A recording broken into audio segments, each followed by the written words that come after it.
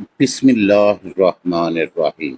اپنی اس ویڈیو میں ہم 9th کلاس کے لیے اردو کی درسی کتاب کے سبق نمبر 7 آرام و سکون کا خلاصہ لکھنا سیکھیں گے۔ آرام و سکون سید امتیاز علی تاج نے لکھا ہے۔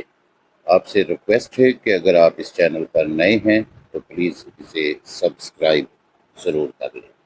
تو اب ہم خلاصہ لکھنا شروع کرتے ہیں۔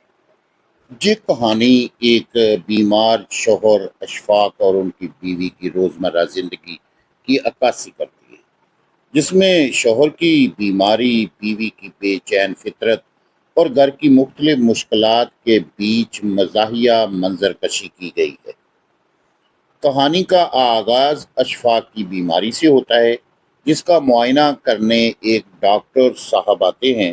ڈاکٹر نے ان کے لیے مکمل آرام و سکون کی تاکید کی۔ ڈاکٹر نے ان کی بیوی کو واضح طور پر کہا کہ شوہر کو زیادہ سے زیادہ آرام و سکون دیا جائے تاکہ ان کی صحت جلد بہتر ہو سکے۔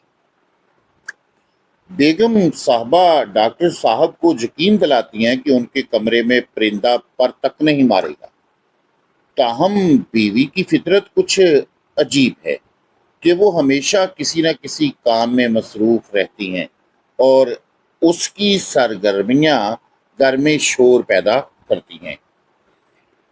اشفاق کی بیماری کے دوران گھر میں کئی ایسے عوامل ہیں جو ان کے سکون کو متاثر کرتے ہیں۔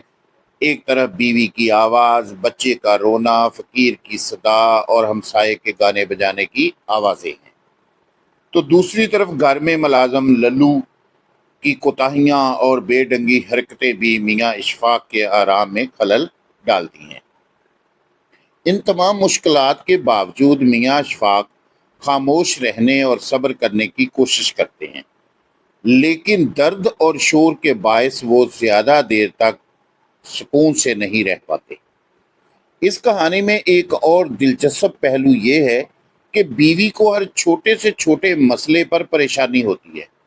جب اشفاق درد کی حالت میں کراہتے ہیں، بیوی فوراً ان سے سوال کرتی ہے اور ان کے آرام کے لیے ہر ممکن کوشش کرتی ہے، لیکن پھر بھی ان کی ہر حرکت اور بات سے مزید مشکلات پیدا ہو جاتی ہیں۔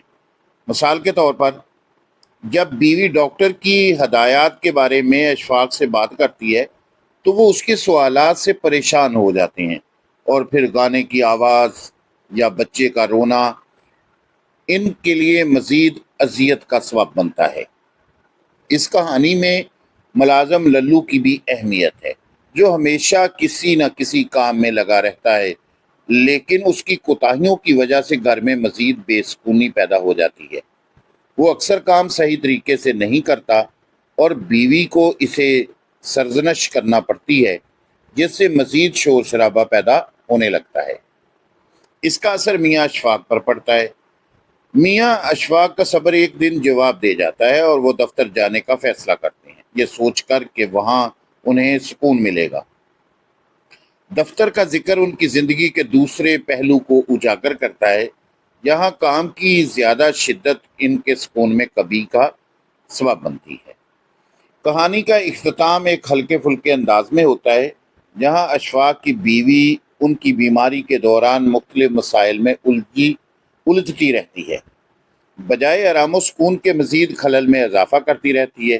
اس کہانی میں ازدواجی زندگی کے معمولات اور اس میں پیش آنے والی مشکلات کو مزاحیہ انداز میں دکھایا گیا ہے۔ کہانی میں بہت ساری چھوٹی چھوٹی باتوں کو اس انداز میں پیش کیا گیا ہے کہ قارئین ان میں مزاحیہ پہلو دیکھ کر ہنسی کے ساتھ ساتھ ازدواجی زندگی کی حقیقتوں سے بھی آگاہ ہو جاتے ہیں۔ یہ کہانی نہ صرف گھر کے مسائل کو اجاگر کرتی ہے بلکہ زندگی کے پیچیدہ معاملات کو ہنسی کے رنگ میں پیش کرتی ہے، جو اسے ایک دلچسپ اور با مقصد مطالعہ بناتی ہے۔ تو اس طرح سے عزیز طلباء، سبق نمبر 7 آرام و سکون کا خلاصہ مکمل ہوا۔ امید کرتا ہوں کہ آپ اسے اچھے طریقے سے ذہن نشین کر لیں گے تاکہ بورڈ کے پیپر میں آپ اچھے طریقے سے لکھ سکیں اور 5 میں سے 5 نمبر لے سکیں۔ آپ سے ریکویسٹ ہے کہ ویڈیو کو لائک اینڈ شیئر ضرور کیا کریں۔ اسی کے ساتھ اجازت چاہتا ہوں۔ اللہ حامی و ناصر۔